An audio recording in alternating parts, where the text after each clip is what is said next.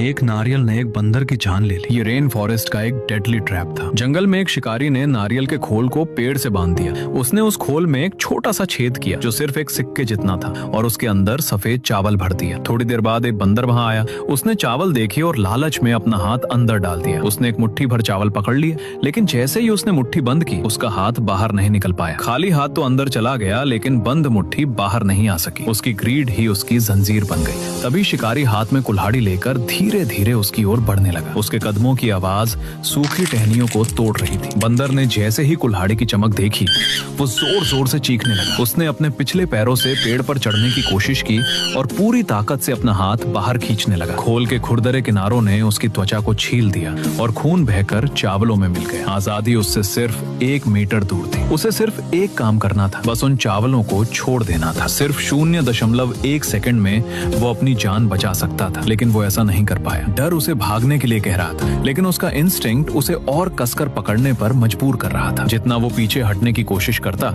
उतनी ही उसकी मुट्ठी उस छेद में और ज्यादा फंस जाती। आखिरकार शिकारी ने उस पर वार किया और उसकी जान चली गई। हैरानी की बात यह थी कि मौत के बाद भी उसका हाथ उन चावलों को उसी तरह कसकर पकड़े रहा जैसे लोहे की तरह सख्त हो। एक भी दाना कम नहीं हुआ था। साइकोलॉजी में इसे संक कॉस्ट फैलेसी यानी डूबती लागत का भ्रम कहा जाता है। जब हम किसी चीज में अपना समय, पैसा या भावनाएं इन्वेस्ट कर देते हैं तो उसे छोड़ना हमें लॉस जैसा लगता है, चाहे वो हमें बर्बाद ही क्यों न कर रही हो। जिंदगी और मौत के उस पल में बंदर का दिमाग उसे धोखा दे रहा था। उसे लग रहा था कि छोड़ देना नुकसान है और पकड़े रहना ही रिकवरी का तरीका है, और यही सोच उसकी मौत का कारण बन गई। अब बंदर पर मत हंसो, जरा खुद को देखो। वो स्टॉक जो लगातार गिरता गया, 50% लॉस पर भी तुमने नहीं बेचा, 90% गिरने के बाद भी तुम उसे पकड़े रहे, और आखिर में वो सिर्फ एक बेकार कागज बनकर रह गया। तुम्हें लगा ये वैल्यू इन्वेस्टमेंट है, लेकिन असल में तुम सिर्फ अपना नुकसान स्वीकार करने से डर रहे थे। या फिर वो दिन याद करो जब सड़क पर किसी ने तुम्हें ओवरटेक किया और तुमने अपनी जान जोखिम में डालकर